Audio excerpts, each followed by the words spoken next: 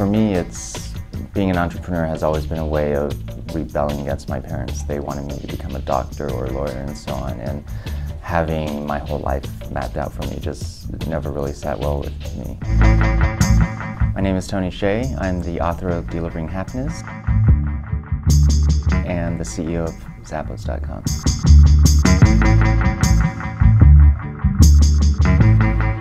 So today is Halloween 2011, and it's the 2-year anniversary of when Amazon officially acquired Zappos. The way we think about focusing on delivering a great customer experience is really first and foremost to focus on company culture. It's a pleasure to come to work every day. I get up and I can't wait to come into work. Well, the initial criteria when I started getting involved with Zappos was pretty easy. Who are people I would choose to hang out with even if we weren't in the same company together, even if we weren't forced to go into the office together.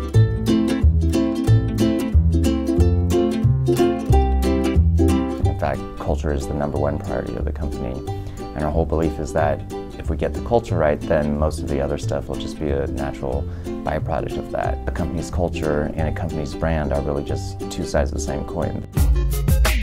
I think a lot of companies have the assumption that work has to be unenjoyable. So that also leads to this whole thinking of work-life separation or work-life balance, and kind of the implication there is if you want that work-life separation, that work must not be fun. And here we really think of it in terms of work-life integration. I mean, at the end of the day, it's just your life. It may seem like not a lot of work is getting done, but the great thing is we get employees to think about the company while they're commuting or while taking a shower, and that's all stuff that's officially off the clock. Hi, dolls! Oh, hey! Yeah, well, most employees don't have an office, including myself. Actually, the thing to do with Tony is to clean up his desk, because his desk is usually a mess. Yeah, definitely I enjoy just being able to overhear conversations and really feeling the vibe of what it's like in the office, and I think if I was in an office, I'd be pretty lonely.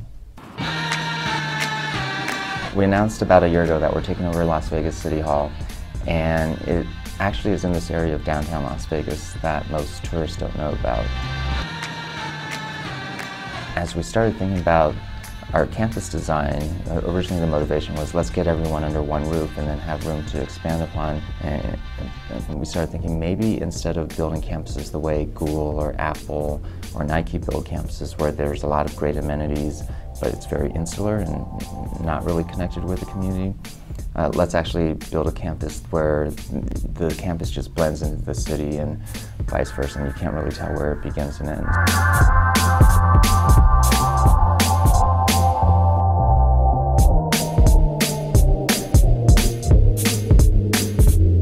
The long-term goal is actually, we'll learn a lot, make a lot of mistakes, but then hopefully through the process of learning what it takes to revitalize a city, help share that with other cities and inspire them to be revitalized, and I guess in that way just create this domino effect to try to help change the world.